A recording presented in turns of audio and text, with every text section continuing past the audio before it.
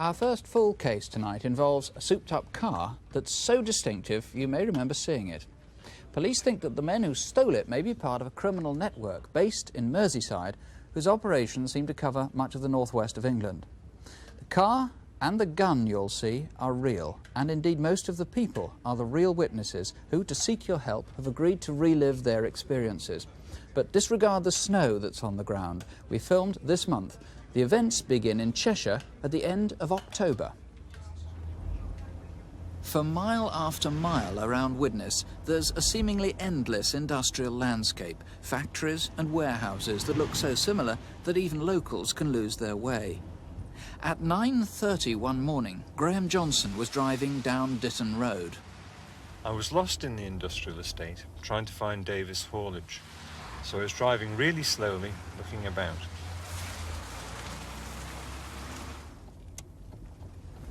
There didn't seem to be anyone following me. I'd have noticed anybody strange, which is important because of what happened next.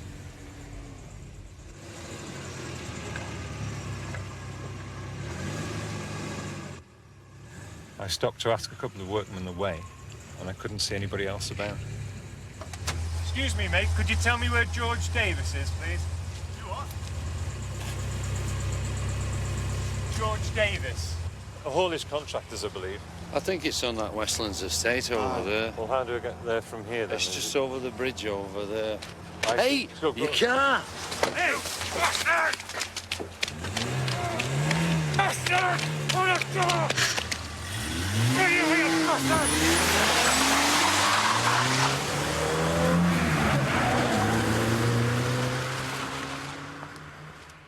That was October the 30th in Widnes. 5 weeks later, in the Cheshire village of Alderley Edge, that car turned up again. This is the village high street, and this woman, Mrs. Hall, passed Mass's the jewellers at about 5:05.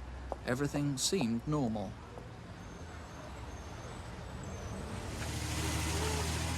Five minutes later, elsewhere in the village, that stolen white car was noticed by another woman. She saw it reversing into a row of disused garages.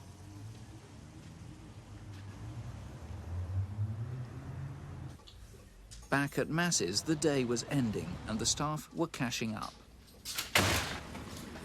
Get it in the back. Go on! Go on! Go on! Where's the money? Inside. Get it all, lads, in the safe. Get down there and you won't get it. There's no bloody phones down here, is there? No, there isn't.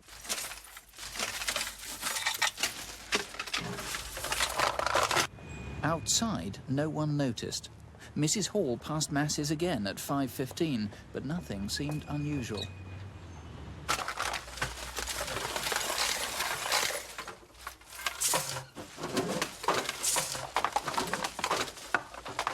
We should do something, Stephen. Wait till they're gone.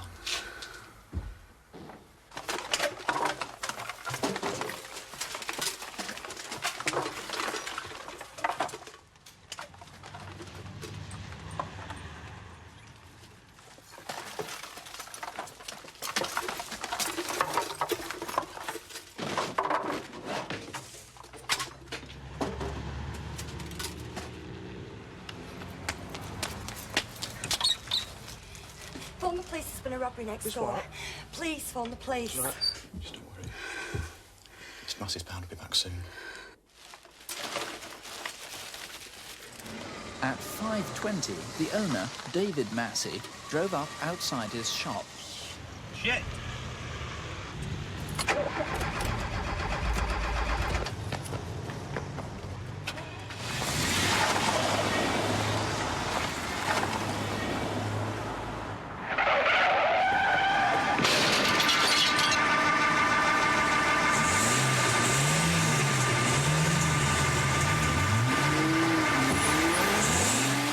In charge of the investigation is Detective Chief Inspector Lawrence Meller. This car, which seems to be the key to the whole thing, it's very, very rare, very distinctive. Yes, there are only 82 cars of this type which have been produced and sold in the United Kingdom. and they have been customised by Aston Martin.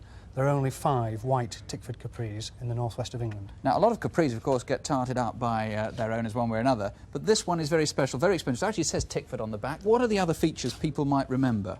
Various mouldings have been added to the basic body shape. The rear spoiler is larger than normal. That's this piece. Yes. And it's got skirting, of course, all the way around and along the sides as well, hasn't it? It goes very deep and sculpted. Yes, and a wraparound rear bumper. And what about the front?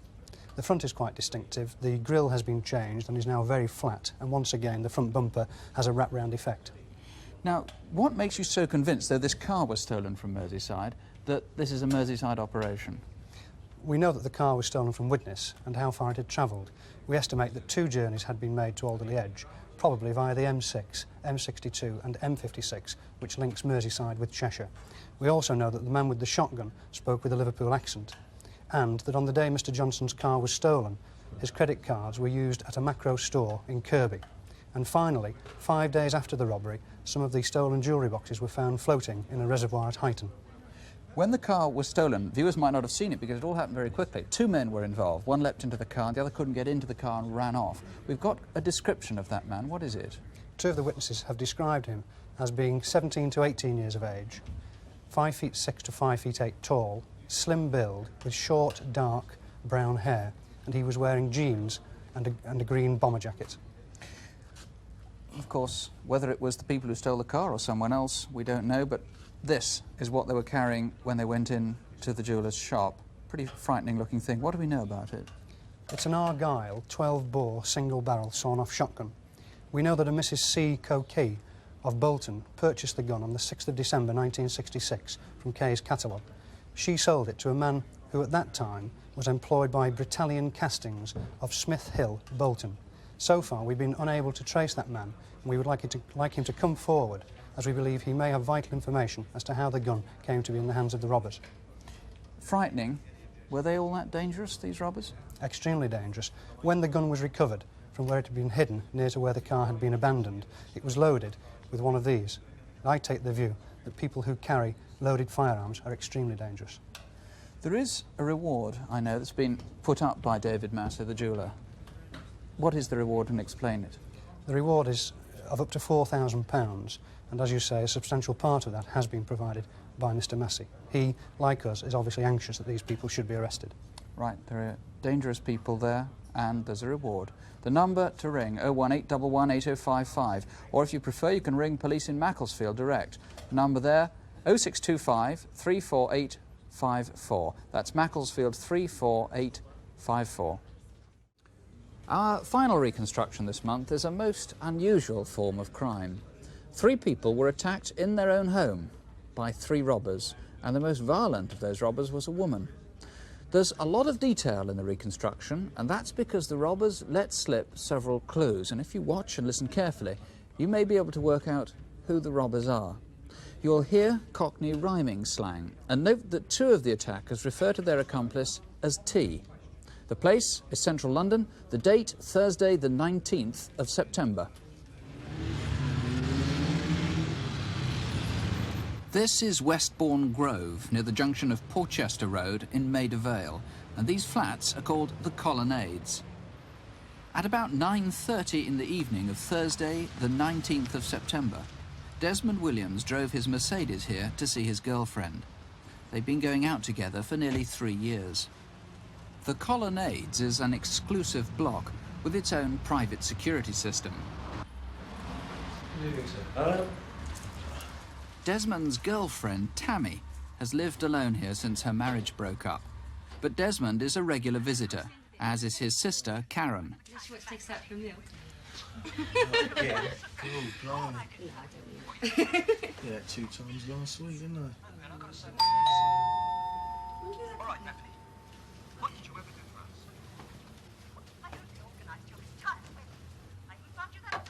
Who is it? I wonder if you could help.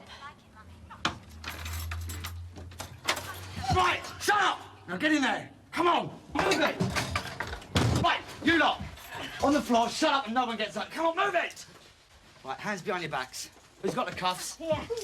Right, now listen, one peep out of you bastard, and one of the girls gets it, OK? Oh, please, don't shoot. Take what you want. Want you little slag.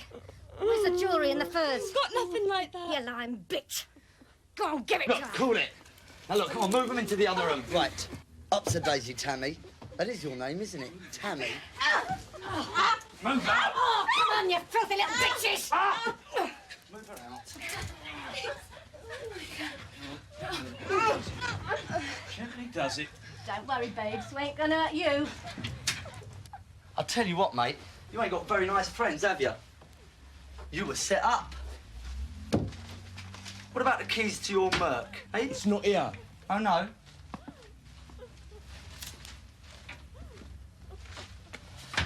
Didn't I see you driving around in your Ford Escort yesterday? Well, that ain't a flash, is it, eh? It's a pity. I could do with a new motor. Well, you got that Peter open yet, or what? As the gang ransacked the flat, the woman let a nickname slip. Go on, door. No need to get excited. Where's the safe then, love? It's in this cupboard, you tricky slut. What are the numbers? Messy, and we'll cut your pretty Tell face. us the numbers then, darling, and you won't get hurt. Okay, what else you got in here then? That's 36 to the left. And 12 to the right. 3 to the left. No, sorry. 17 to the left. 3 to the right. Shit! She's doing it on purpose. No, no! Make her do it herself. Wait, I'll do it. Wait. I can't do with these things on. Shut up and just do it. I can't get it. Hang on. Okay. I tell you, my friends wouldn't have set me up like that. We'd have hit you sooner, had you not gone away to Mummy's for the weekend. Right, in the bathroom. I can't walk. No? Well, crawl then! Come on, move it, Willis. That is your name, isn't it? Get going. Who set us up? Yeah, wouldn't you like to know? Who set us up? Move it, will ya? Come on. In there. Move it! Okay, okay. Come on, get... It's okay. It's okay. Where's the furs then? You're in the other bedroom. That's it. You got the Tom? Yeah. I'll get the coats. Right, get a case for us. Over the next 20 minutes, the robbers helped themselves to everything, including Tammy's gold watch. And these rings, I think. Oh. And that. All right, what have you got here then? No. Here's the silk socks. I don't know what you mean. The only cash I've got is in my bag in the front room. Okay then. Not right. You get him in the bathroom, I'll get the bag. Up and out and in there. Come on, move.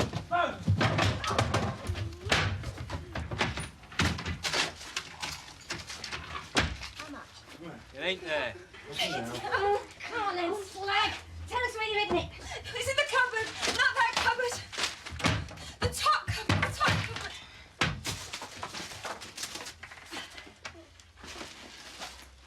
Come on. Oh. Move it. That all there is? Grab the case and let's go. Right. Don't move a muscle. If I hear one word out there, one of the girls gets it, okay? Right.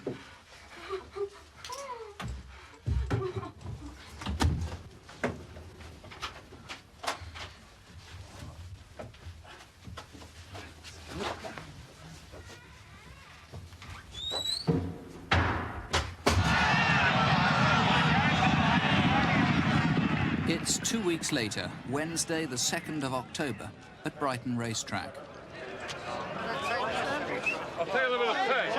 Anthony Cooley is a bookie who works on the rails and is used to handling punters who have lots of cash. According to his statement, a couple approached him at about 5 o'clock.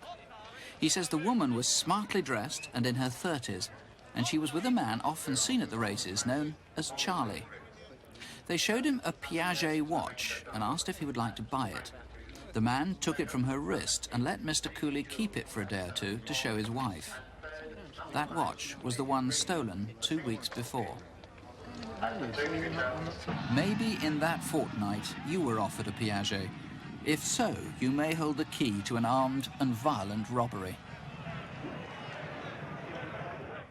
This is that Piaget. The fortnight we're talking about is from the 19th of September last year. Inspector Chris Walker is the man who's trying to find the robbers. Explain how you got this watch back. Well, after it had been presented at Brighton Racecourse, it was subsequently taken to the manufacturers to be valued. And of course, we had circulated it by that time. It's very rare, and it's quite extraordinary, isn't it? The whole face covered in diamonds, and then these diamonds all the way around the borders, with the name Piaget in the centre. Yes, it's valued at £5,000, and there are only a limited number of watches of that sort available. And people needn't necessarily have been offered it by a couple, as we saw in that part of the film. No, it might well have changed hands quite a few times during that 14-day period. Now, this has been recovered. There's a very distinctive necklace which hasn't been recovered. Explain that to us. No, that's valued at approximately £25,000. It's made up of emeralds, sapphires and ruby stones, and could, of course, quite easily have been broken up since the robbery. And I would ask any jeweller, or in fact anyone else who's been offered a necklace of that sort or a watch like this, to contact us. It was a very frightening reconstruction. How often have you come across crimes where people are attacked in their own homes like that? Well, my colleagues and myself have never come across a robbery of this sort before. It's a particularly unusual one. Very frightening, very unusual. Also very rare, of course, to have a woman acting in the way this one was. Yes, the part she played was particularly unusual. She was very vicious and callous throughout, and subjected to these three people to quite a frightening ordeal. There's a back view of her. What description do we have of her? She's a woman aged between 20 and 25 years old. She's 5 foot 2 inches tall. She has rich auburn hair with a centre parting, and she had mousy coloured roots. She's described as plump but not fat. She called someone darling. She also used the nickname T, and there was a lot of banter in Cockney rhyming slang, talking about a Peter instead of a safe, silk socks for rocks or jewellery, Tom for jewellery, yes. Some tomfoolery. Are you fooled by this? Do you think this is real? Were these real Cockney rhyming slang users, or was this put on? Well, of course, it's not uncommon for suspects to put on these sort of words. It could quite easily have been the case that they deliberately intended to use these words to mislead people into thinking that they were Cockneys. Right. It's a very rare but very frightening, horrible form of crime. If you can help, please do call us. The number here to ring right now, if you can help, 01811 8055. That's 01811 8055. You can, if you prefer, ring Police Direct at Paddington Green Police Station. That's on 01725 4171. 725 4171. Well, now we move to Manchester for our next reconstruction. 2 attacks on a security company which delivers the wages for Salford City Council. Detectives believe that it may have been the same gang involved in both attacks. For security reasons, some details of the wage delivery procedures have been changed. Our reconstruction starts just before Christmas with the first attack in Swinton, Manchester. 8 o'clock on the morning of Thursday the 12th of December. This Land Rover was spotted moving through the yard at the back of Grosvenor Road Primary School in Swinton. 3 men had entered the school grounds carrying shotguns. Their target was the Thursday morning payroll. They held staff at gunpoint, but panicked when the security van due to deliver the wages failed to turn up. At 8:15, the men made their escape empty-handed. That blue Land Rover had been stolen the night before in Oldham, 11 miles away.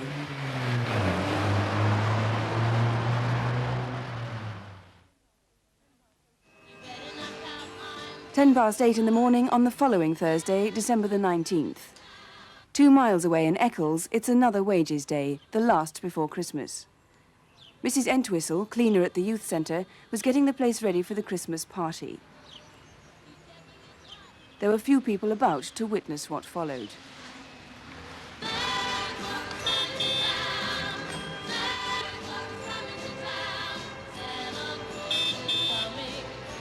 I hope she's in today. She was off last week. I won't be a second.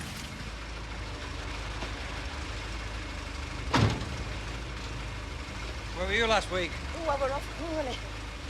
I'm sorry to hear that. You better now? I am, thanks, love. Well, I wish you Merry Christmas then. Oh! Right!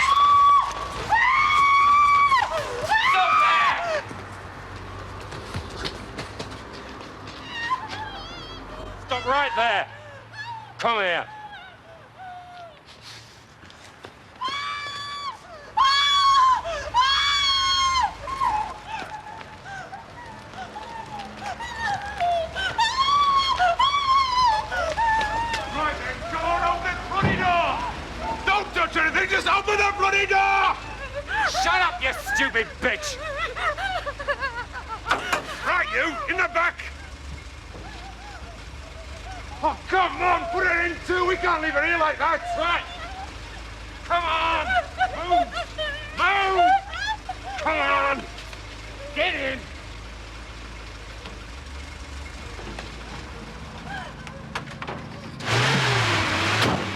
Go, go, go! With their hostages in the back of the security van, the raiders drove off up Gladstone Road, followed by an accomplice driving this yellow van.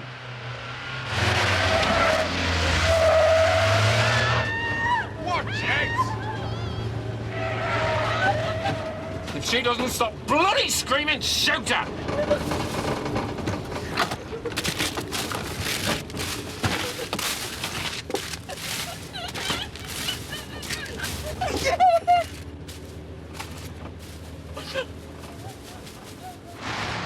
Driving through rush hour traffic, they crossed the M602 at Albert Street. The two vans seemed to be heading towards Monton. But they must have known the area because less than a mile outside Eccles, they turned off down a small service road towards some secluded garages. Right, this is it. Bloody George here yet.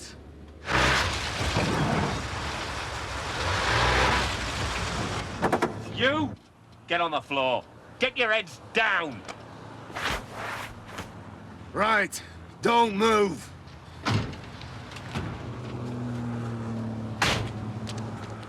They abandoned the vans and ran back towards Monton Road. They probably cut through this car park behind Annesley Court, a block of flats. A stone's throw from the M602. And they got away with £100,000. Leading the inquiry is Detective Inspector Arthur Provost. Why do you think it was the same gang involved in both those attacks? Well, I believe that there are certain details which tend to link these two crimes. For example, both crimes were committed early on successive Thursday mornings. In each case, the target was an armoured guard security vehicle, and most significantly, in each case, we have 3 masked robbers, 2 of whom have sawn-off shotguns. Well, let's look at that Manchester connection. In the first attack at that school in Swinton, they used a blue Land Rover which was stolen the night before in Oldham. In the Eccles raid, their yellow Transit was stolen from Kersley in Bolton, Greater Manchester. That was the night before the robbery. And a white Ford Escort was stolen on the morning of the robbery in Eccles, and that was found a few days later dumped in Stretford. And so presumably that white Escort is a pretty significant clue. Yes, indeed. We believe this could have been the getaway vehicle. It's certainly a possibility. Now, that vehicle was abandoned in the Gorse Hill district of Stretford at lunchtime on Christmas Eve. So we'd be very interested in anybody who saw that vehicle between the 19th and the 24th of December. Right, and it's just those dates we're interested in, not in anybody who's seen it since then, of course. No, just those dates. And it's XBF 686J, just to remind you. You've one of the guns that was used in the raid with you now. What's significant about that? That's correct. We recovered this sawn-off shotgun from the rear of the stolen yellow Ford Transit van. And marked on the breech of this particular shotgun are the letters and numbers YA14078. So if anybody can come forward and identify that. Incidentally, it's a very dangerous weapon, I gather, for the person who's using it, because it's so unsafe. It is in very poor condition, but I'd be very interested in anybody who recognises this gun as it is now, or as it was in its original state, with a complete barrel and complete stock. Right. And what descriptions do you have of the men involved? Well, in fact, as regards the Swinton attempted robbery, we have managed to compile a video fit of one of the robbers. And he's 28 to 30 years. He's clean-shaven. As you can see, he's white. And at the time of the attack, he was wearing a dark blue boiler suit and dark blue trainers. And gloves, I believe, as well. That's correct. And somebody referred to George. Yes, I'm undecided as to the significance of this apparent clue. It could be that it's spot on. It could be that in the heat of the moment, one of these robbers has made this mistake and that one of the persons that we're looking for is called George. Alternately, it could be a deliberate ploy by one of the robbers to mislead us. Perhaps somebody saw them escaping. We showed them escaping over that block of flats car park, Annesley Court. Well, indeed, we'd be very interested to hear from anybody who was in the Monton Road, Annesley Court area of Eccles on the morning of the 19th of December, who may have seen these three men running away. Right, and there's a reward, I believe.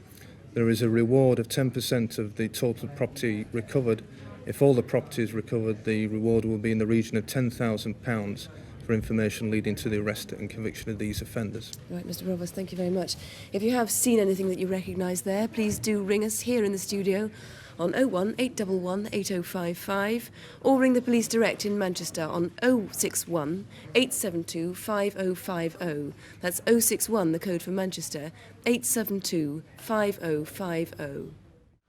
Now, in our next reconstruction, the two robbers have been described as calm, confident, even reassuring, although one of them had a pistol and they stole nearly £500,000 worth of jewellery. The robbery took place 2 weeks before Christmas, on Wednesday the 11th of December. Our reconstruction begins the day before that in the Hertfordshire town of Hemel, Hempstead.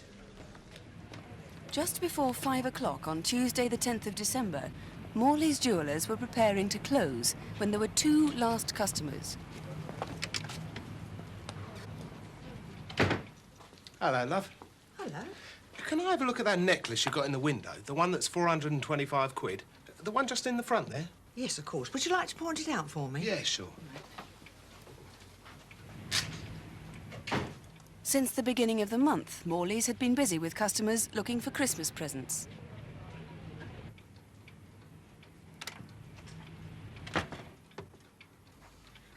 That'd make a lovely Christmas present, sir. Yeah, that's the one. I reckon she'll like that. Yeah. Only trouble is, it's a bit small. My wife's quite a large lady. I don't reckon it'll fit around her. Can I help, sir? We could always add a few extra links, of course, if you're particularly interested in that. Well, I'll have to measure the wife's neck. Come on, we're on duty at 6 o'clock. We better go. Where's on duty, then? At Walthamstow. Oh, in that case, you better hurry, otherwise you're never going to make it. OK. Thanks a lot. Bye-bye. They seemed genuinely interested in the necklace. It looked like a potential sale. The next day, Wednesday the 11th of December, the high street was crowded with people shopping for Christmas and browsing around the weekly antique market outside Morley's Jewellers. By 5 o'clock, most of the shoppers were gone and the market had finished. Oh, hello again. Oh, love. Have you come with the check? Yeah. Oh, good. This is not a joke. Now move slowly away from there and don't do anything silly. You two, come over here. Come on. Come on, girl. Now, the three of you, get in that back room.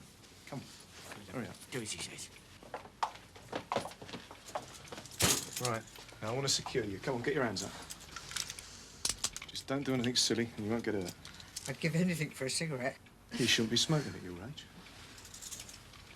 Right. Now, from you, I want the keys to the shop door, the keys to the safe, and a pole for the shutter.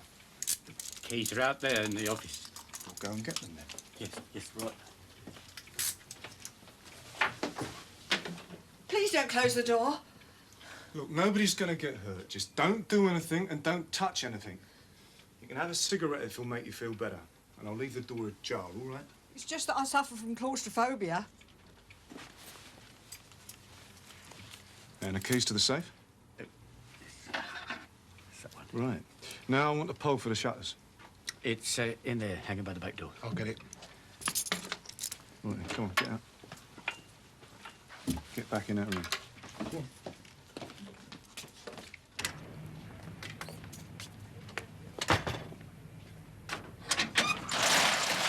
The man was in full view of people in the cafe directly opposite, and police would like to hear from anyone who was there at the time and may have seen him.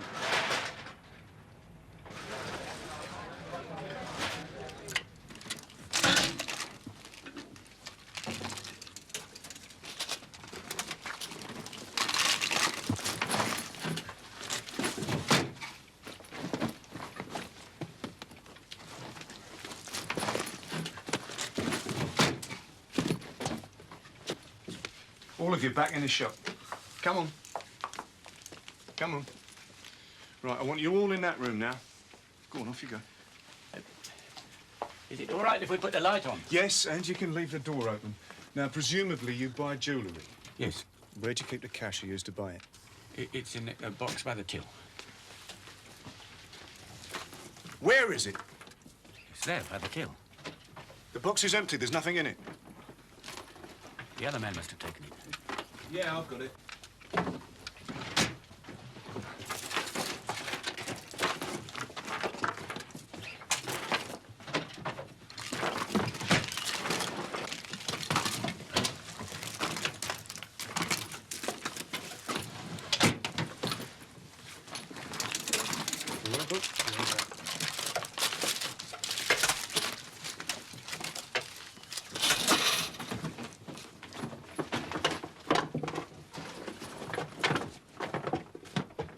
I want keys to the back door.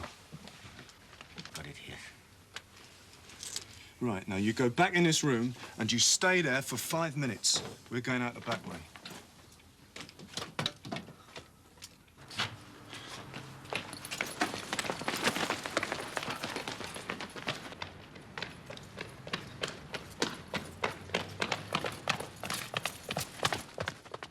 A motorist saw them dash across Waterhouse Street towards the car park.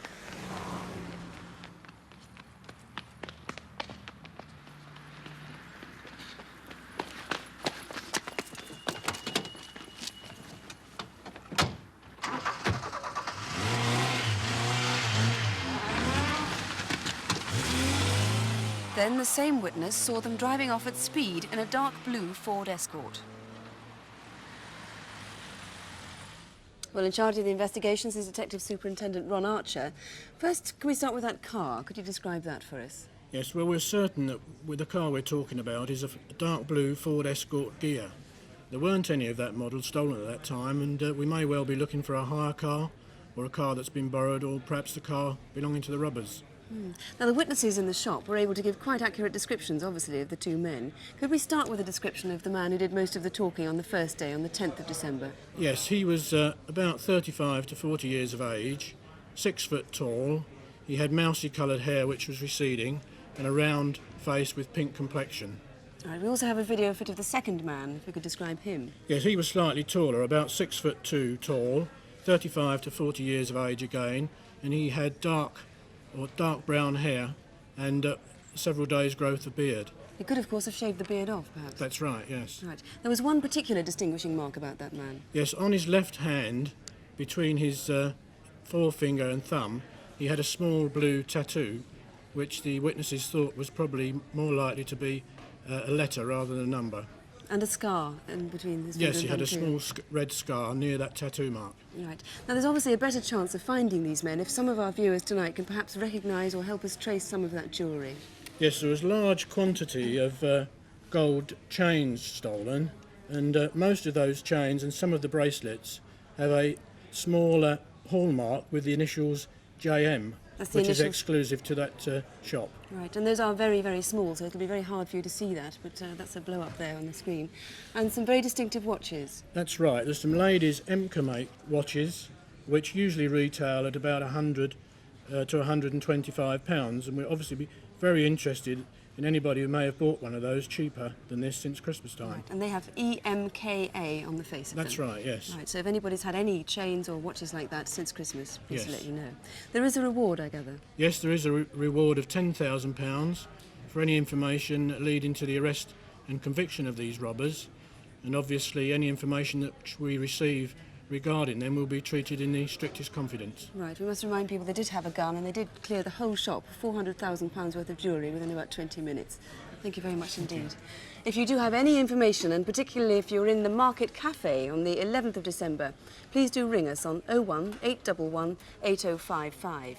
And there's also an incident room you can ring, and that is Welwyn Garden City, 331011. That's 0707 for Welwyn Garden City, 331011. Our last reconstruction this evening is the shooting of a well-known Merseyside businessman. Peter Joannides, a Greek by origin, was shot by armed robbers who got away with £100,000 worth of cash and jewellery. Now, for most of the past month, Mr Joannides has been on a life support machine and he's still in intensive care. Our reconstruction begins a month ago in Southport. It's Saturday afternoon in the centre of Southport, and Peter calls into PJ Jewellers, which he runs with his son, Jonathan. Oh, hi, Dad. Hello, Dad. Any messages for me? Yeah, a few messages. Most of them are written down on the desk, but the main one is the arcade. They've rung a couple of times, and they want you to get back onto them straight away. Peter always drives to and from work. He lives in Tudor Road, on a new estate at Ainsdale, on the outskirts of the town. It's now 4:30 p.m. I'm home, darling. Peter has 4 children by 2 previous marriages, but for the past 18 months he's lived with Debbie, a young woman he's known for years. Hi. Do you want some coffee? Yes, darling, I love it. Up. 10:30 p.m. and a dark blue Ford Capri is seen cruising slowly round the estate. In the Cannon League, 2 goals by Ian Rush helped Liverpool to a 6-0 win over Oxford United. They're now level on points with Merseyside rivals Everton at the top of the First Division. What's that noise? What noise? Sounds like it's in the kitchen. It must be the dog. No, the dog's in here.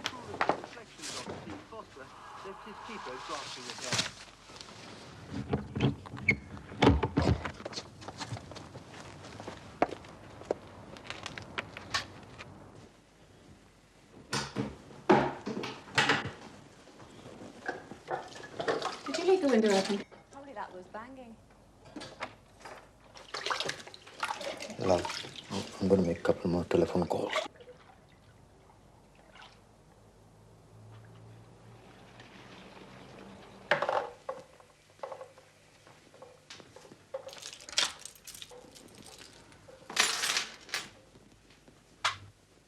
Why are you joking around like this? Stephanie, come on. I'm not joking. Ah, how are the kids? Uh-huh. Well, I think I'll be coming down there tomorrow.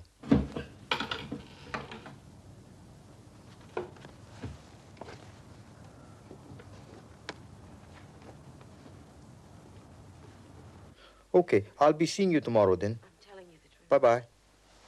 We didn't hurt anyone, and we weren't hurting anyone. It's just that everything started to go wrong. When we had the accident, I couldn't go back without you knowing, and then she wouldn't let me tell you because she didn't want it to destroy everything between us. You're Sabrina. Yes. Oh, my God. You stood by that grave and you never told me. You never told me that my wife was lying in that coffin. What kind of game was it that you 2 girls were playing? Peter. My God! Fine. Get at him! Get the girl. Right, you. Get on the floor and lie down. Face down! Get your hands behind your back. Peter Joannides had been shot in the stomach. The bullet went through his spleen, then through his back. Come on. You got it. Where's the keys to the safe? Where's the keys to the safe? Downstairs. Downstairs? Where downstairs? Do you know where the safe is? What bar? What Yes. bar?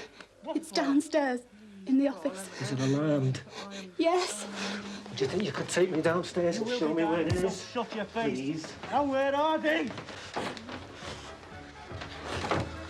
He's okay. Where's the keys to the safe? Over there. Which one is it? Big one. Oh, this. Don't look at me. Keep your head down. Right.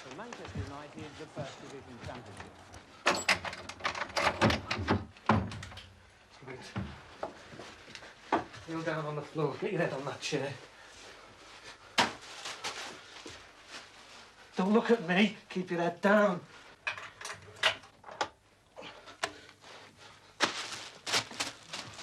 I hope you're not hiding anything. Do you hear me? Hey? Got Kinsey up with him.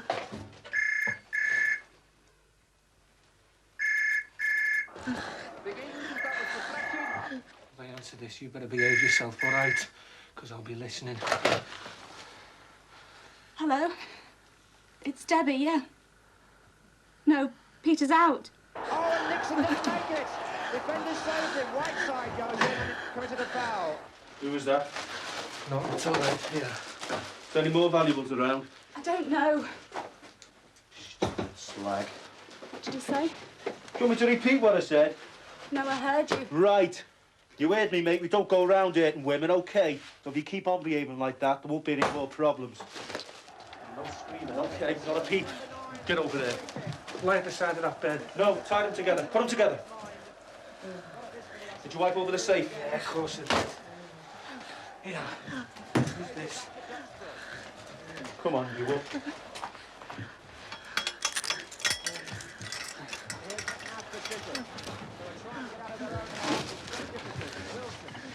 Oh, stay quiet or we'll be back. We'll ring for an ambulance in 20 minutes. You've got a clock. No. Oh, well, who's got a watch? It might seem like a long time. It'll soon go. Come on.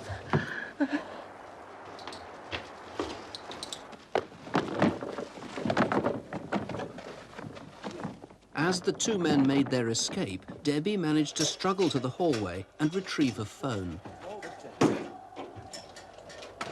Soon after police arrived, this phone call was received. Maybe you can recognise the voice. Hello?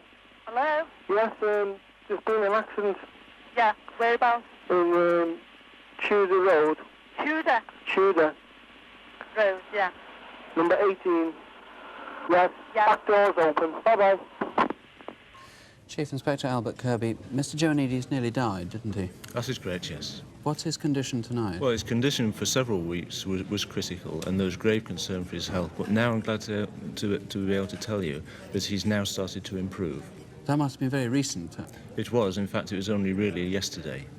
What about Debbie? He must have been terribly shocked. Well, Debbie had a terrible shock, as you can well imagine, but now, thankfully, she's over that.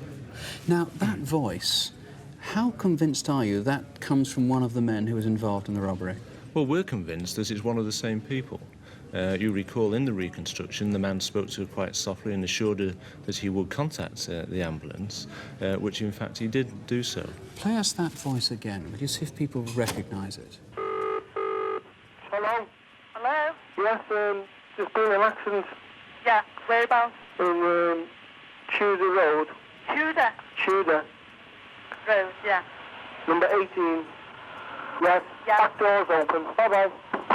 It's not very heavy scouse, that accent, is it? No, it isn't. He's very softly spoken, but we feel that somebody who does know that voice may well obviously be able to recognise You him. might get a lot of phone calls tonight. Any other descriptions of the two men? Not really. The descriptions are quite nondescript. There is one very distinguishing feature, and that is the piercing blue eyes that Debbie said that one of these men had. He had very fine eyebrows, and that his skin looked to be quite tanned around his eyes. There was a car seen earlier, quite a distinctive car you want to trace. Tell us about that. That is correct. At about 10:30 that evening, a car was seen at the rear of the house. It may well be that there was a man in this vehicle, and that was a getaway vehicle that was used during the commission of the offence. This vehicle hasn't been traced, so obviously we're very anxious to trace that vehicle. What about things that were stolen that might be fairly distinctive? Well, again, unfortunately, due to Peter's condition, we haven't been able to establish completely exactly what was taken from the safe. However, we do know that there was some £8,500 and some items of jewellery. One set of earrings there, and another set, again, fairly distinctive. People might be surprised the number of underworld people who've helped you with this inquiry. This is a very, very unpopular shooting among criminals in Merseyside. It is. We've had tremendous assistance from members of the public, but as you say, Nick, in particular, we have had this tremendous response from the underworld, from the type of people who you wouldn't generally expect to contact us with information. And I would appeal to any of these people, if they do have any information at all for us, if they would contact me, I will deal with that information in the same strict confidence that we've dealt with the information that we've received already during the course of this inquiry. Well, in fact, there's a very big reward. If you think you can help in any way, please do ring. The number here, 01811 8055, or you can call officers in Merseyside. The number there, 051 777 4977. 051 if you're outside Liverpool, 777 4977. Well, our final reconstruction tonight is the latest in a series of robberies that have taken place in the northwest of England. Two young men attacked a 90-year-old man while he was in bed. The man was Sir John Moores, a former chairman of Everton Football Club and a self-made multi-millionaire. He's the founder and president of the vast Littlewoods empire. Sir John lives in Formby, near Southport. He's lived in the same house for over 50 years.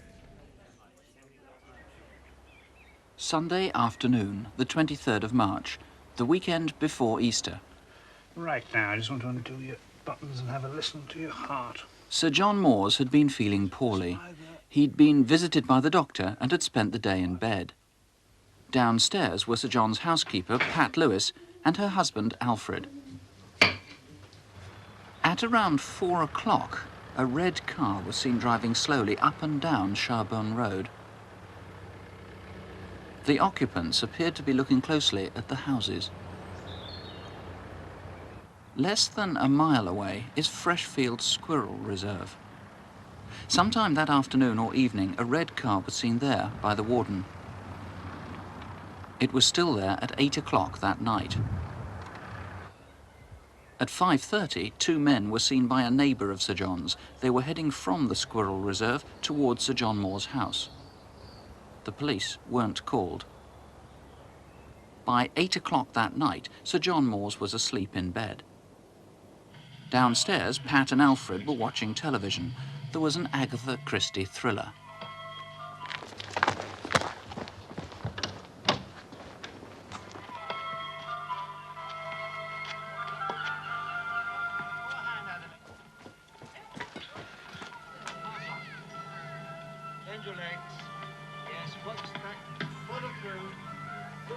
What's going on? Get down! Don't hurt her. Take it easy, there's no need for this. Get down on the floor! Who else is in the house? Only an old man upstairs in bed, John Moores. He's 90. And please don't hurt him. He hasn't been well. Do you own the house? Hey, are you Huey Moores? No, we don't own the house. It belongs to John Moores. Right, I'll go upstairs. Please don't hurt him. He'll be all right.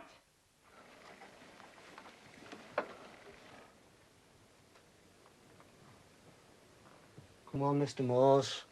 Wake up now. Come with me. You'll be all right. Just be quiet and you won't get hurt. Come on, out that's the lad. Let's go outside. Go! Just take it easy and you'll be all right. Come on, out, go with me, will you? Just keep quiet and you'll be all right. Pat, there's someone up here! Be quiet! Please, let me go and see to Sir John. Okay, go upstairs. Don't try anything clever. Pat, there's someone up here! Quiet, you won't get hit! Now shut up! Please! We'll give them nothing, Pat, nothing! Don't hit him! Let me go, will you? Leave him alone! Don't hurt him! Don't hurt him! Alfred, If he comes up, get him off me, Alfred! just shut up, will you, pal? If you don't... Let's Hey, all... keep him back there. Don't let him come any closer. Right, get down. A lot of you. An hour went by, and still the ordeal lasted. The robbers had forced Sir John to give them the combination to his safe, but even so, it proved difficult to open. Hey, I bet these are worth a few, Bob. There might be some more in here. How much are you worth anyway? Millions. I'm a self-made man, and I started with nothing. You ever met the Queen? Yes. I think you're a snob anyway. All you people with money are. You know, I used to work for you once. You didn't pay much, though. Where'd you work? That's enough. You've said too much.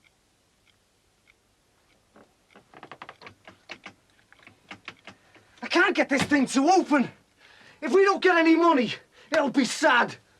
Tom, look at these. Yes, we'll have them. How much are they worth?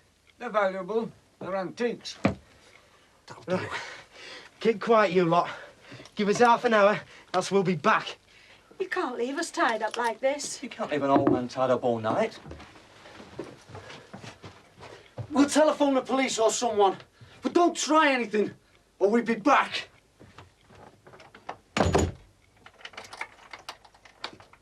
Hello, Merseyside Police. Hello, Merseyside Police, can I help you? Personal matter. It's a personal matter. Are you sure that it's the police that you want in that case? Yes. Yes. What's the problem, please? Well, there's been an accident, you see. An accident? What kind of an accident? A break-in.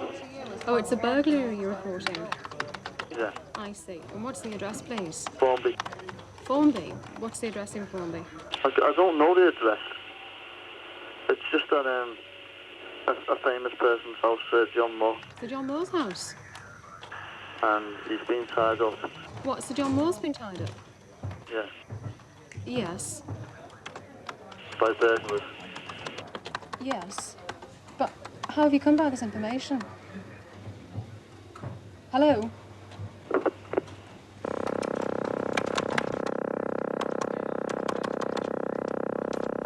Chief Inspector Bob Cody took charge of that investigation. Firstly, what happened to the 3 victims? Are they okay? Physically, they're quite all right now. Obviously, it was a terrifying experience, and it'll take a while for the mental scars to go away, but physically, they're fine now. What did the 2 robbers eventually steal?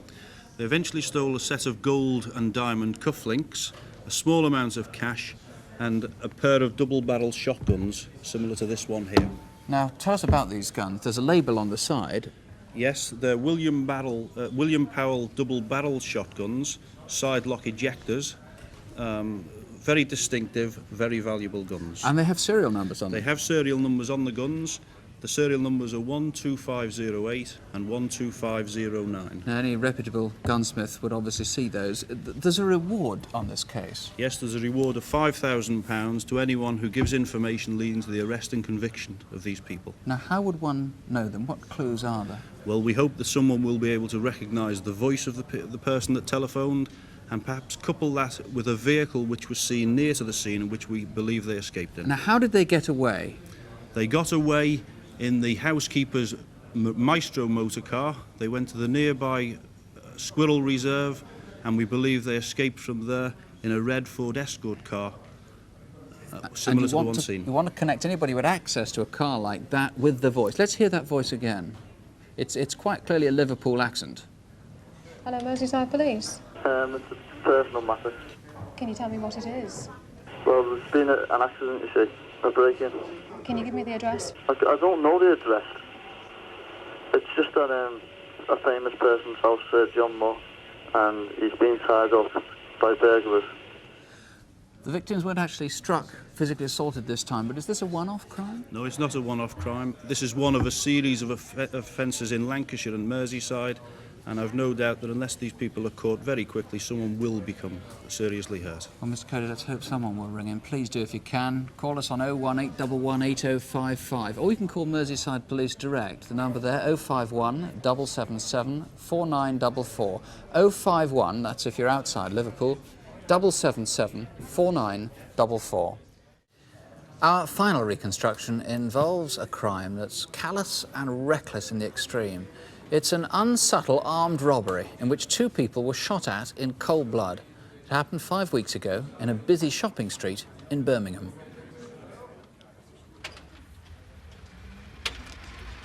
It's 6:30 a.m. on Monday, June the 2nd. The National Westminster in Moseley was expecting some computers to be delivered to the bank and had asked the police to clear a parking space.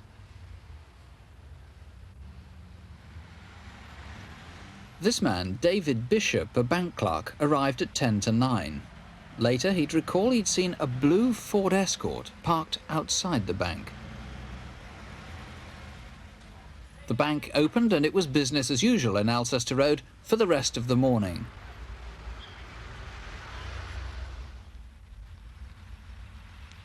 Then, at 1:15, 4 miles away, a security express van left its depot in Handsworth. Their first job that afternoon was a routine pickup from the Moseley National Westminster. About the same time, a blue Ford Escort was again outside the bank, with no one in it, despite the parking cones. It's 20 minutes later, 25 to 2. It seems someone was now sitting in the blue Ford Escort.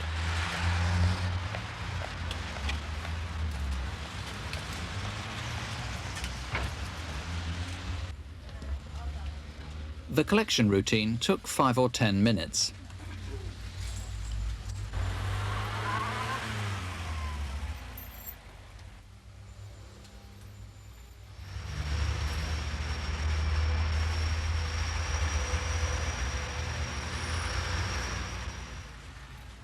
The bag contained £13,000.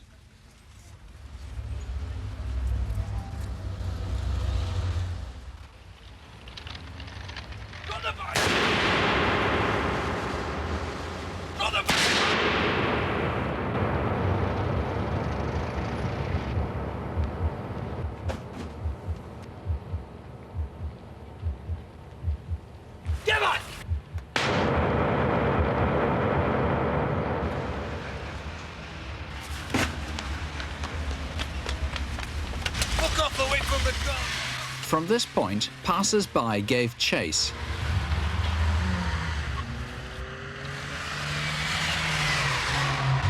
That's the car. OK, we'll follow it. A local businessman had also seen the shooting. The robbers swerved into Oxford Road, almost colliding with another car.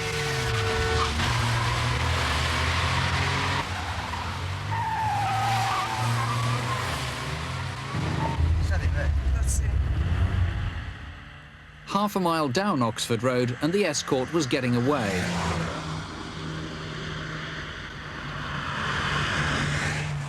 The robbers then turned into Grove Avenue. As the couple in the metro approached the junction, they saw the escort had come to a stop. Don't get too close. Remember, he's got a gun. But maybe the gunman had got out.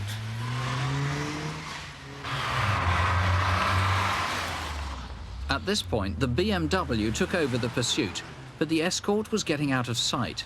In fact, at Cotton Lane, the escort turned into an empty lock-up garage.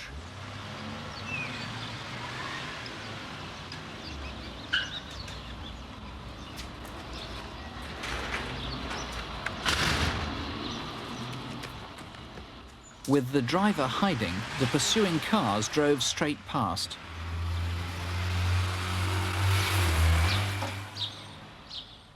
A woman opposite was suspicious of the man's furtive behaviour.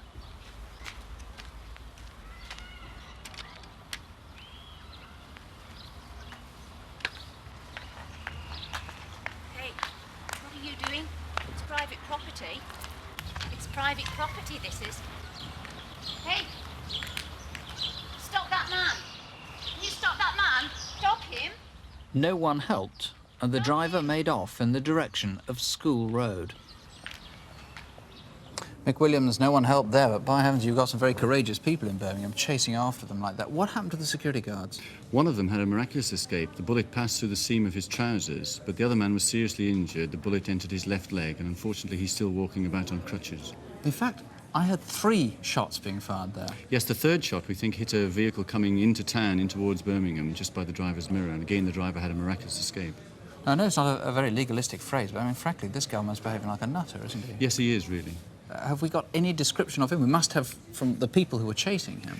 Yes, these have been made up from witnesses who saw them. These are artist impressions? They are indeed, yes. This man is about 5'10", 6 foot, aged 35 to 45. What is very noticeable about him is that he's got a hairy chest and a heavy gold chain around his neck, which is shown on the picture there. Right, that's the gunman. What about the driver? The driver's a younger man, aged 25, 26, only about 5'6" to 5'7", slim, with a very pale complexion. Right, you've brought some things with you that were Yes. found in the escort. There's a sun on that day, Monday, June the 2nd. If you look at the back, you can see that it's talking about the Brazil-Spain match, the Sunday previously. There's this jumper somebody left in. Yes. Which, not particularly spectacular. And 2 screwdrivers that were left in the bag. They are on exhibit bags here. Where was the car stolen from? The car was stolen from Pett Street in London, Southeast 18, 36 hours before the robbery was committed. From London? So That's right. the robbers may not come from Birmingham at all. Could come from anywhere. That's right.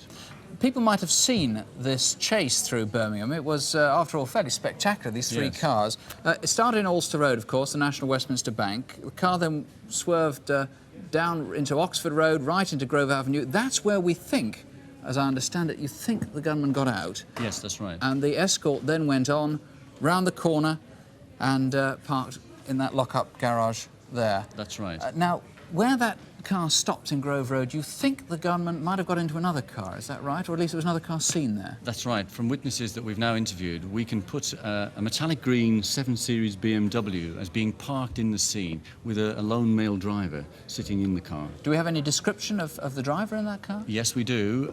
He's aged about 40, with a tan complexion, dark hair, a very pointed nose, nearly hooked, and he got a very noticeable gold bracelet or watch on his left wrist. Right. It's the sort of crime that, frankly, from experience of Crimewatch, other villains might call in to help. If it'll tempt you, there's a £1,300 reward, £1,300.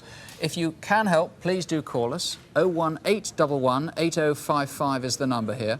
Or you can call Woodbridge Road Police Station in Moseley on 021 449 0043. Let me give you the number again, 021 449 0043. Our next reconstruction is about a rash of crimes which has become so serious that 6 different police forces are pooling resources. They're hunting for a group of thieves who seem to know precisely what they're after.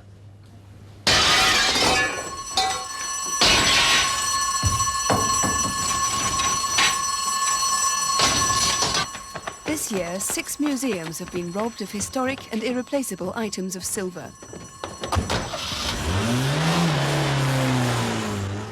Most of the burglaries have been in the north of England, and police believe there could be links between them. Good afternoon, gentlemen, and welcome to Wakefield. A review of these offences indicates at the moment that Superintendent Bill Quinn of Regional Criminal Intelligence called a conference of the investigating officers concerned to pool information on all the cases.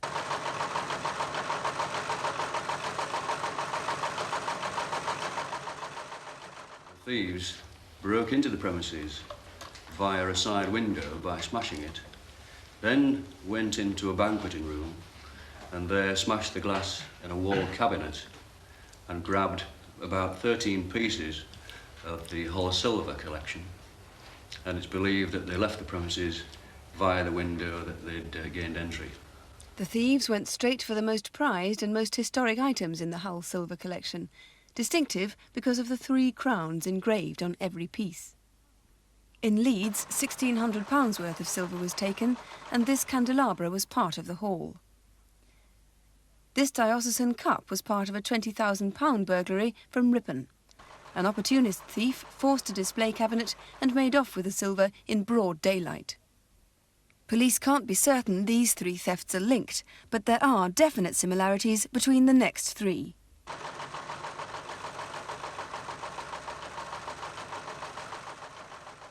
Entry had been gained to the museum by means of breaking the first floor window of the museum. Found at the scene was this sledgehammer, which had obviously been used to smash the window. As you can see, there's a piece of string, there was a longer piece of string attached to it, which had probably been used to drag the sledgehammer up to the first floor window. The gang was after these 5 mayoral chains and badges of office worth £10,000. 17 days later, in Huddersfield, sledgehammers were used again.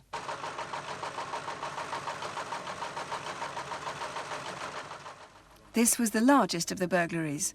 £40,000 worth of silver went from here, including this huge silver seagull. Similar to the other offences, entry was gained to the premises by using one of these sledgehammers here to smash a window at the rear of the premises. And to deaden the sound, this tartan-type rug here was used, and it was found near to the broken window at the back of the premises. Now, I'm convinced that the people who broke into the museum, the Tolson Museum at Huddersfield, knew exactly where they were going to, knew exactly what they were going for, because they broke into 2 display cases, one on the ground floor and one a considerable distance away upstairs. At each of the cabinets, we found the sledgehammers. And because of this, and because of the distance between them and the fact that an alarm rang out, we have a theory that perhaps 4 people were involved. Last month, the thieves moved south away from the northern counties to Shrewsbury in the Midlands. Forensic evidence provides a clear picture of what happened. The Clive House Museum is tucked away at the end of College Hill near the city centre. Clive of India once lived here. The exhibits include rare porcelain and china, but taking pride of place in the museum's gallery was a valuable collection of antique silver, much of it the property of local churches. The museum was well protected, and there are 3 separate alarm systems, all connected to the operations room of the local police station. It's Sunday, August the 3rd. The museum had been closed all day. Paul Davis works at the museum and lives in an adjoining flat. At about 7:20, he and his girlfriend, Nikki, went out for the evening to a local pub. At the end of the garden, behind Clive House, there's a private courtyard. Police know that was the point of entry. There were marks where somebody had climbed on the cross member of the gate.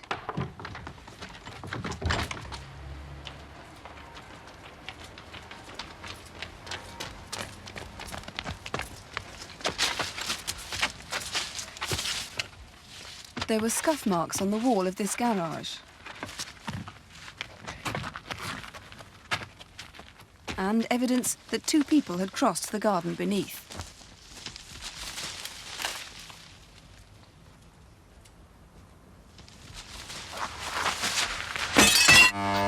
Automatic intruder alarm, Clive House Museum.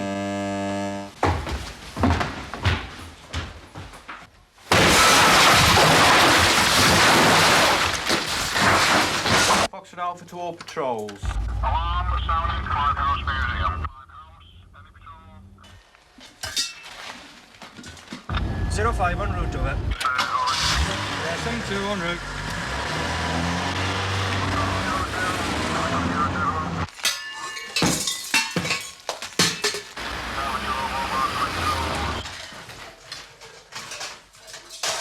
The first policeman was on the scene within 3 minutes of the alarm sounding.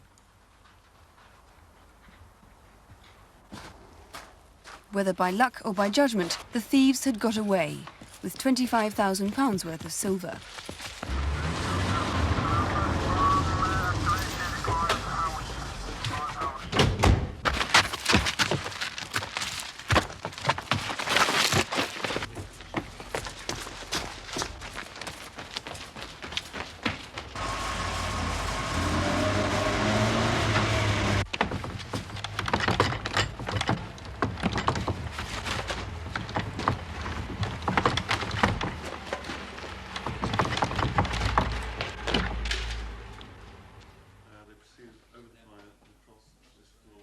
Once again, a small town museum broken into at night by burglars using sledgehammers and interested only in valuable silver.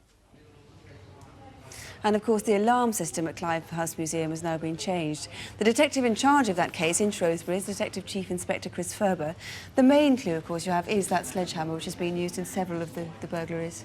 Yes, this sledgehammer was left at the scene of the burglary at Clive House in Shrewsbury, and on the shaft there's a label which shows that this was either bought or stolen from a B&Q stores. So, of course, it's quite a well-known chainsaw. It is, do-it-yourself saw, a big one.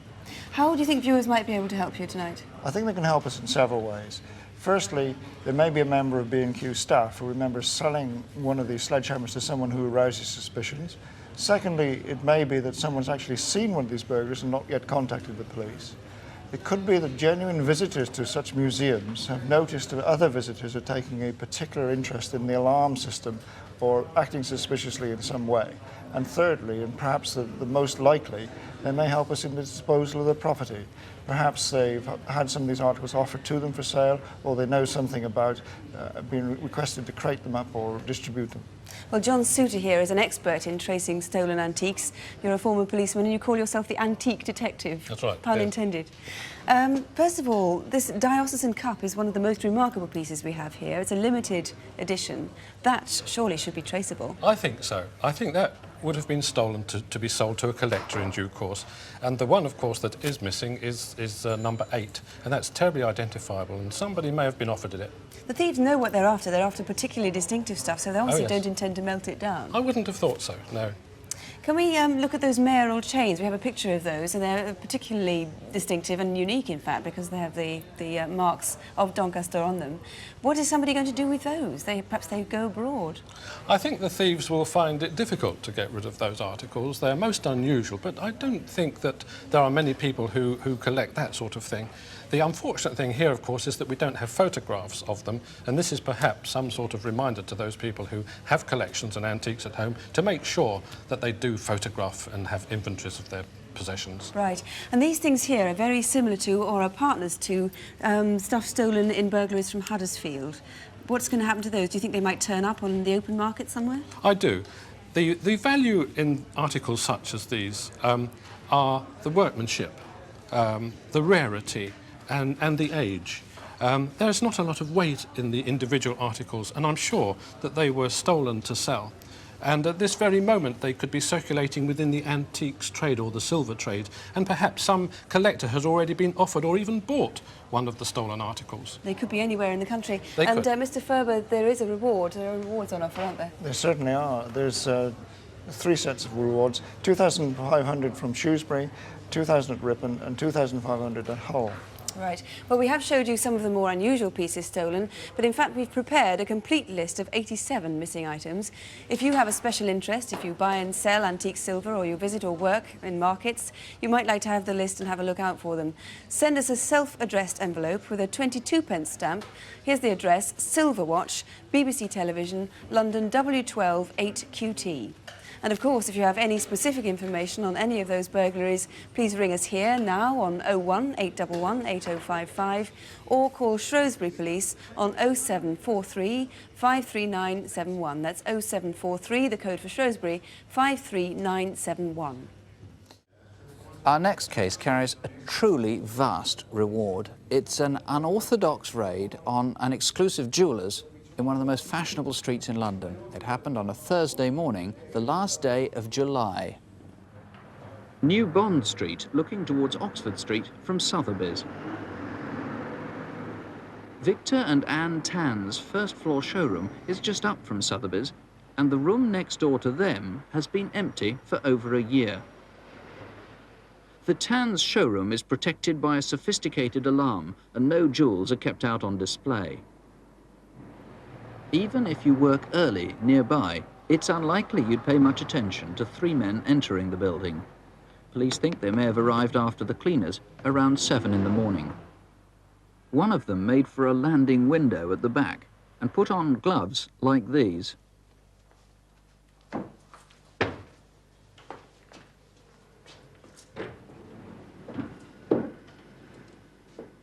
The paint on this drainpipe is non-drying.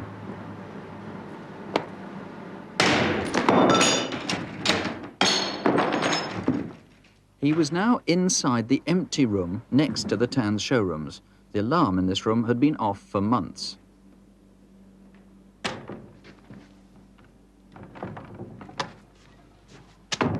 The robbers must have known there was now just a partition wall between them and the Tan's showrooms. This is an angle grinder with a carbon fibre blade. Any builder or hire shop has them.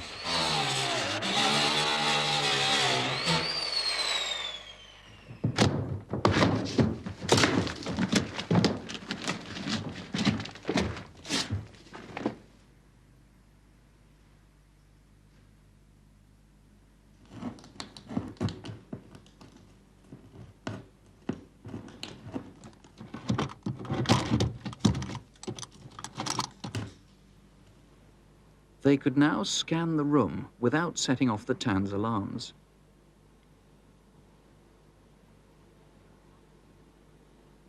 A carpenter's mitre block was glued on to hold the wall in place while they cut a doorway through the plaster. 10 o'clock, and Victor Tan's secretary arrived at work.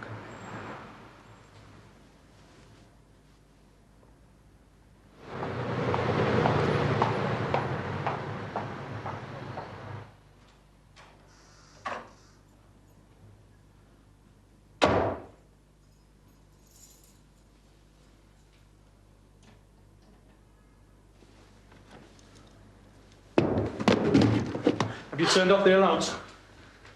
Got the keys to the safe? No.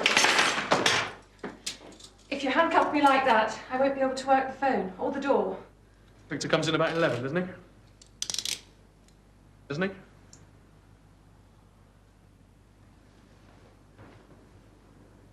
One hour to wait. To the secretary, the burglars seemed remarkably calm. She remembers one used the name George, and another was called Henry. Get over, Henry. Clean that mess up. And one man offered her red dentine chewing gum.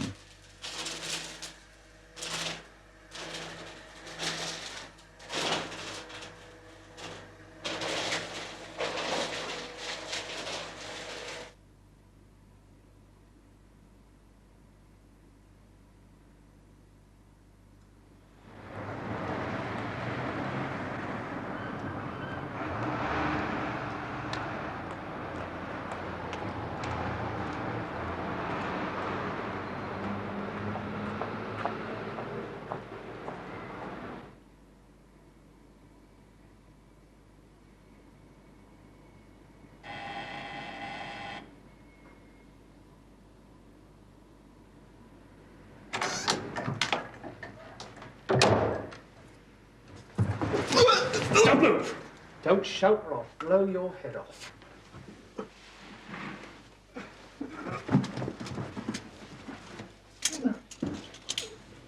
Get the keys off him.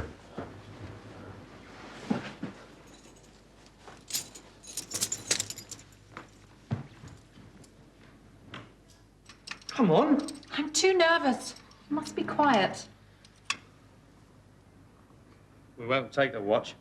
We're here to do a job.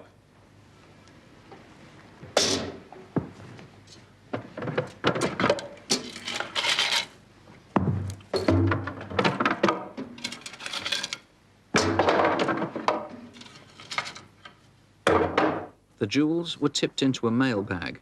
Another mailbag was left behind. Gag him. Handcuff her to that.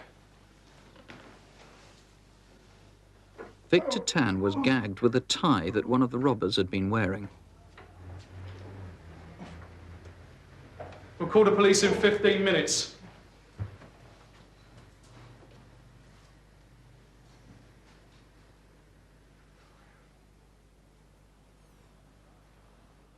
This is the man in charge of the case, Superintendent Hutchinson of the Central Robbery Squad. Did they, in fact, call the police afterwards? No, they didn't, Nick. Now, I gather you've been able to link this robbery with other robberies in the same area. Yes, there have been at least 3 similar robberies in the last 2 years in New Bond Street.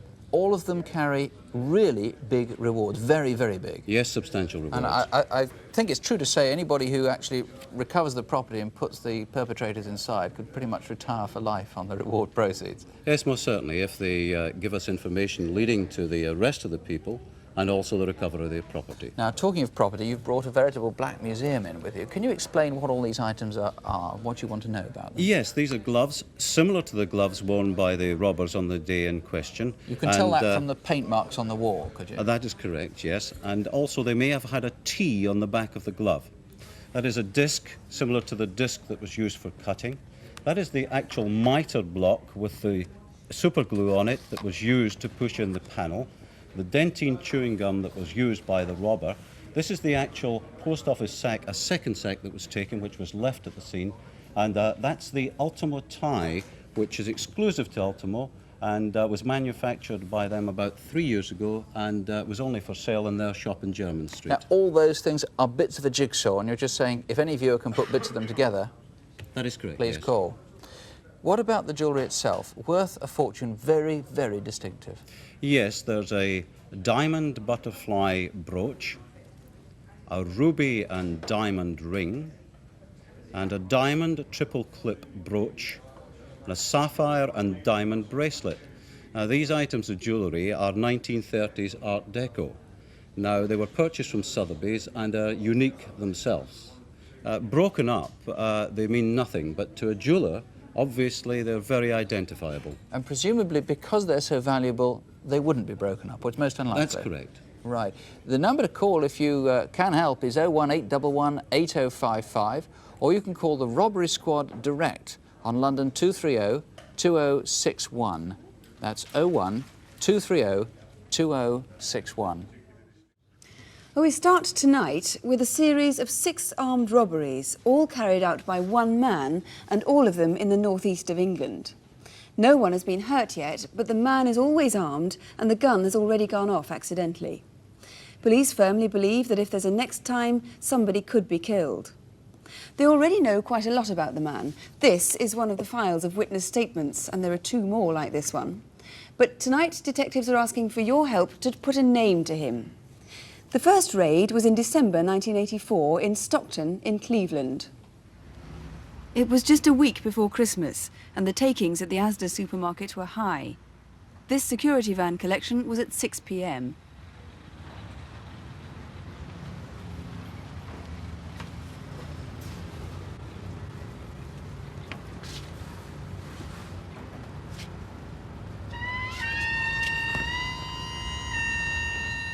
In that first raid, he got away with £14,000.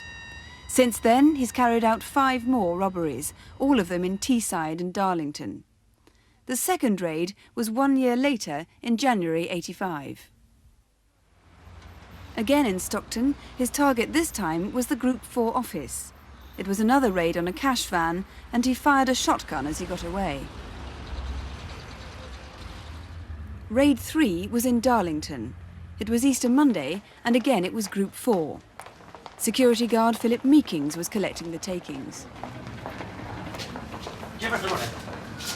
Give us the money. Give us the money. Let's go. Give us the money.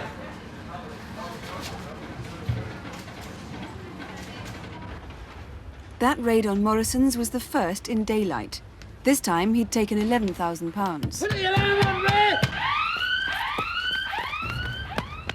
The getaway routine was becoming a familiar pattern.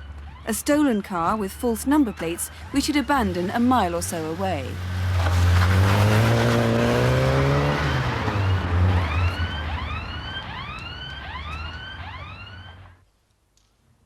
And the way he'd acquire the getaway cars was becoming a trademark too. He always steals fairly old cars, often minis or escorts, usually from residential streets. Police believe he sometimes pushes the car until it's safe to start the engine.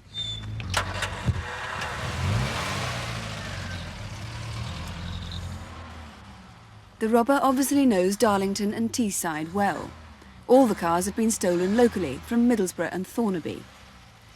He's also something of a mechanic. Every car he's stolen has been found with its engine tuned and in better condition than it was before. He probably likes music because he steals cassette tapes from the car and any tools. He also makes up the false number plates. Raid 4 at another branch of Asda at Southbank on Teesside. This time the getaway car was found 1.5 miles away. 3 weeks later, at Finefair in Darlington, he left behind 2 disturbing clues. A live shotgun cartridge was found in the car park, and in the front passenger seat of the abandoned car, police found this loaded pistol. Raid 6, the most recent to date, was on August the 9th, the second attack at Morrison's in Darlington. Group 4 security called first to collect the takings at the Morrison petrol station, probably giving the robber an early sight of his target.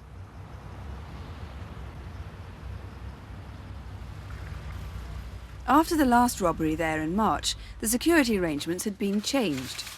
Instead of walking through the busy shopping mall, the guards now used a side entrance. The only part of the new route where the guard was exposed was the short walk through the record department to the cash office. Number 33. 33. Thank you. There were 3 bags to be collected and carried out one at a time. The guard was Philip Meekings, the same man who'd been attacked 5 months before. As the guard went back for the 3rd bag, a sales assistant noticed a man crouching behind a record rack.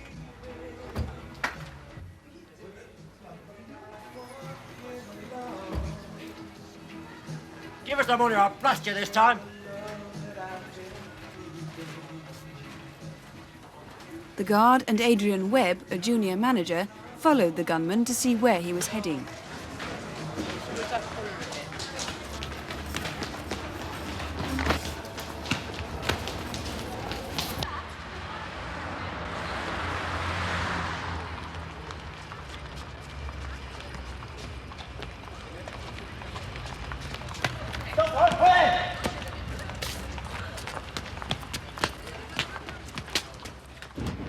Adrian Webb was within yards of the robber as he reached the getaway car.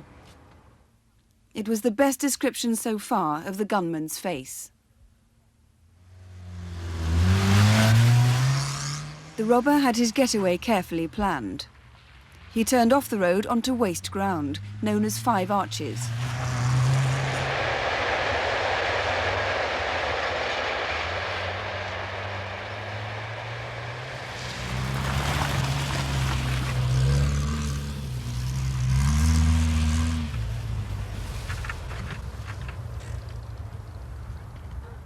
He was seen running towards the Springfield estate. What he didn't know was that the bag he was carrying contained not money, but cheques, which would be worthless. Well, Detective Chief Inspector Ken Lavery, there's so much information on him and yet no name to fit the face yet. If we could see the video fit we've made up, could you describe him again? Yes, the man's aged between 35 and 45. He has what's described as a weather-beaten face of hawker appearance. He's between 5'8" and 5'10" tall and of sturdy build. With his mechanical skills, do you think it's possible that somebody in the motor trade anywhere around the country might recognise him? He obviously has good skills, and we feel that he may well have worked as a motor mechanic at some time, and we would ask anybody in the motor trade who recognises the photo fit to contact us. Do you think he's a local man, though?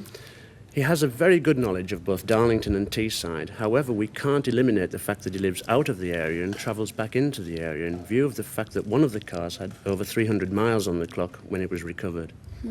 Could I see the gun? You've brought in the gun that was found in the Mini after the Fine Fair robbery. Yes. This is the gun. It's a Remington automatic. It was issued to the American services in the Second World War for use in Europe.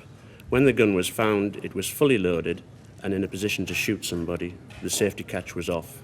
So you're hoping somebody might recognise that gun? We most certainly are. We want anybody who recognises this weapon to contact us because we feel that had this man been cornered at this time, he would have shot whoever cornered him. Is it unusual in your experience to find a man working so much alone like that? It is. The man steals the car himself. He then tunes the car up. He commits the robbery by himself. He then makes good his escape by himself. When you have a man who is a loner, it makes it much more difficult to detect and potentially makes him more dangerous because he's got so much more to lose. Well, obviously you're anxious to catch him as soon as possible. You said there are 3 rewards on offer. Yes, the security companies have each put up £5,000 reward, a total of £15,000 reward for anybody giving information leading to the arrest.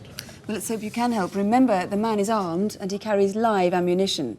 If you can help, the number here to the studio is 01811 8055, or ring the Darlington Police, and that's on 0325 467 681. That's 0325, the code for Darlington, 467 681. Our final case tonight is a daylight robbery in which the bandits were armed with pistols, a shotgun and a lollipop.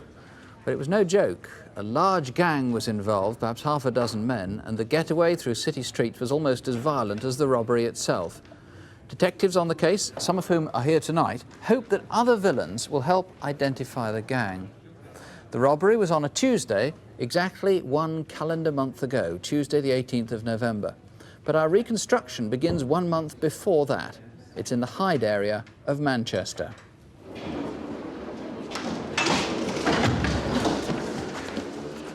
Tuesday, October the 21st, Hyde Town Hall.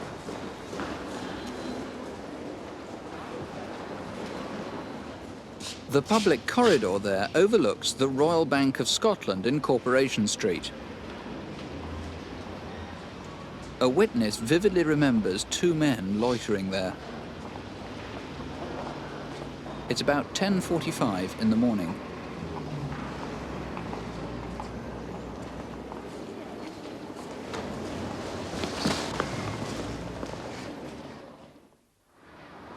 Four weeks later, Tuesday the 18th of November.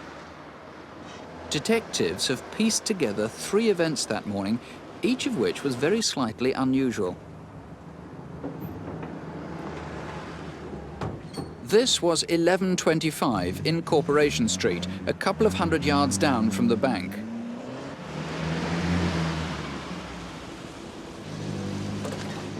This was a few minutes later in Water Street, where there's another entrance to the town hall.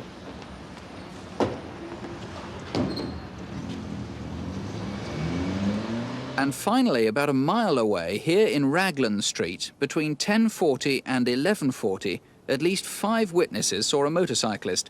He seemed to be keeping an eye on 2 cars.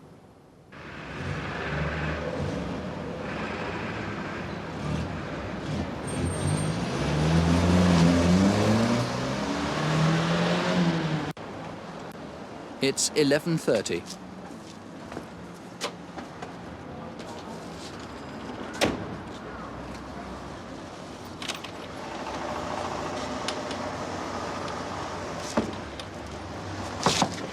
The total delivery was over £200,000. The coins went in first.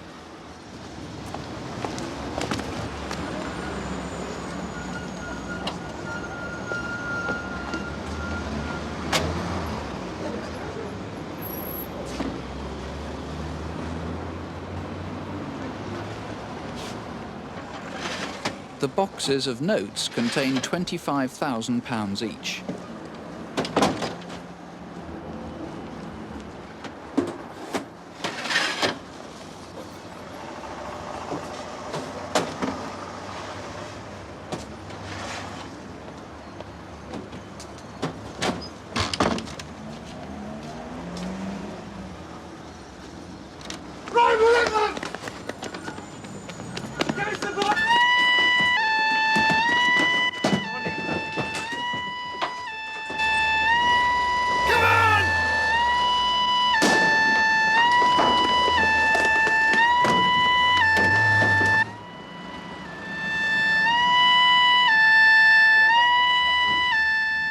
This man, Stephen Campbell, who's a builder, tried to keep up with the van to get the registration number.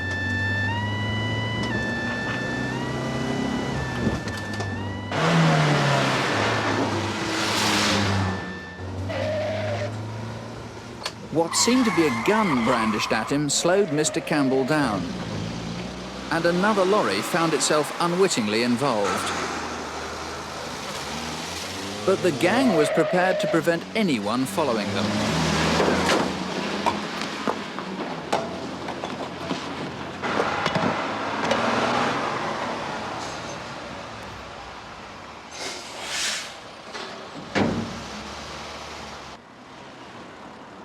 Adamson's industrial estate.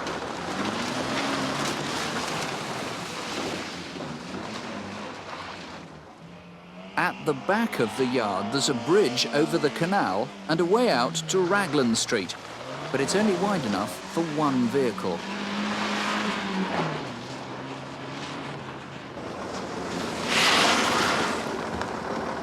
Move it! Move your lorry! Move it!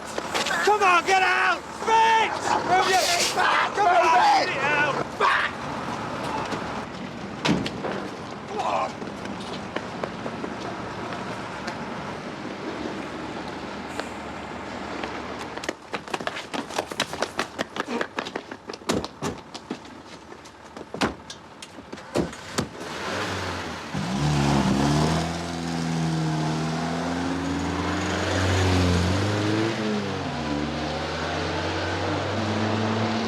Is Hyde in Manchester. Tuesday the 18th of November, 11:30 in the morning. The Royal Bank of Scotland is on the corner of Corporation Street and Market Street. The getaway was down Corporation Street towards Great Norbury Street, away from the town centre.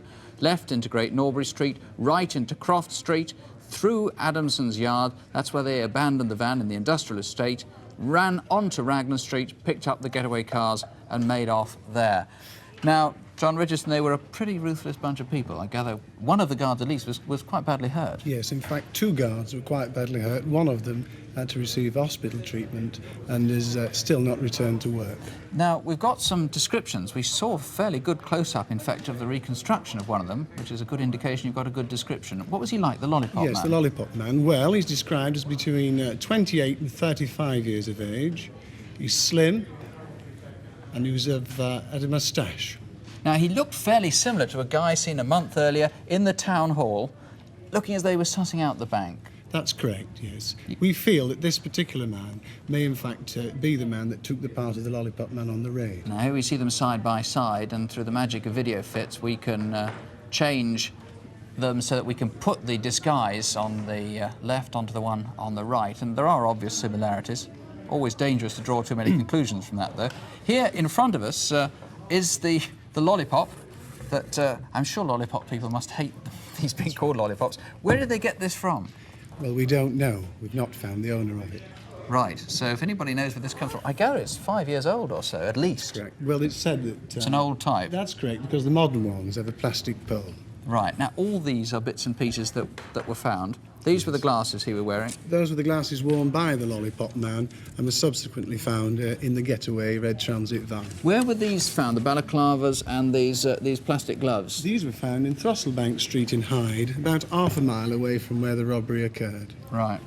Perhaps the most important clue, 2 of these were stolen. These are the Securico cash boxes. £25,000 in each one, That's I gather. correct, yes. That's a replica of the 2 that were actually stolen during the raid. Difficult to get rid of these things? Yes, and I would appeal for anyone that may have found one of these to come forward. Right. These are quite reckless and dangerous people. There's been another robbery this week, in fact. Somebody was hurt in that. Clearly somebody else is going to get hurt if they're not stopped. If you can help in any way, there is a substantial reward. There really is £10,000 if these people are caught. Here is the number, 01811 8055, or you can call the Manchester Police direct on 061 330 8321. That's 061, the code for Manchester, 330 8321.